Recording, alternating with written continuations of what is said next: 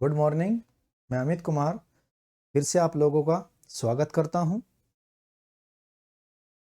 Dictionary नाम की श्रृंखला में आज हम जिस शब्द को परिभाषिक रूप में समझेंगे वो आपकी स्क्रीन पर है, उल्का व उल्का पिंड।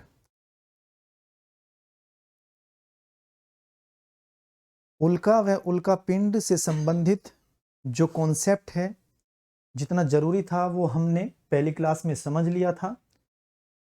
इस वीडियो में हम नीचे डिस्क्रिप्शन में आपको इसका लिंक दे रहे हैं, उस क्लास पर जाकर आप उल्का व उल्का पिंड को सामान्य परिभाषा में समझ सकते हैं। लेकिन यदि सिविल सर्विसेज के दौरान या पूरा कॉन्सेप्ट समझने के दौरान आपको इसकी परिभाषा लिखनी हो, इसकी ज़रूरत हो, तो इसकी परिभाषा को एक बार किस प्रकार से हम लिखेंगे उसको एक बार समझ लेते हैं, देख लेते हैं। सूर्य के चारों ओर चक्कर लगाने वाले पत्थर के छोटे छोटे टुकड़े उल्का कहलाते हैं, मीटियोरॉइड्स।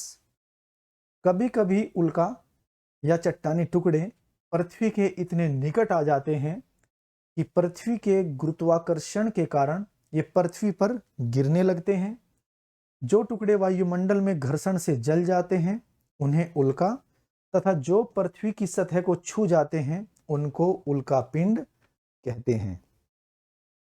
ये इसकी परिभाषा है, इसका अर्थ है। जिस रूप में आपको ये लिखना है वो आपके सामने है। इससे रिलेटेड जो भी कॉन्सेप्ट था वो क्षुद्र ग्रह के साथ ही हमने जोड़कर समझा था, क्योंकि उसका लिंक वहीं से एक बेहतर तरीके से समझ में आ सकता था। तो उल्का व उल्का पिंड को यदि आप सामान्य रूप से समझना चाहते हैं तो इससे जस्ट जो पहली क्लास है एस्ट्रॉयड्स की, क्षुद्र ग्रह की, वहां पर जाकर आप इसको समझ सकते हैं।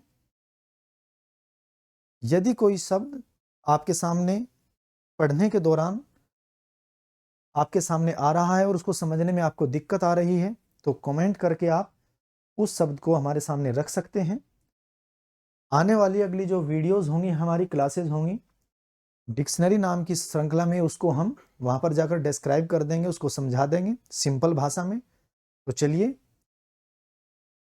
मिलते हैं अगली क्लास में एक नए शब्द के साथ। तब तक अपना ख्याल रखिए। थैंक यू, धन्यवाद।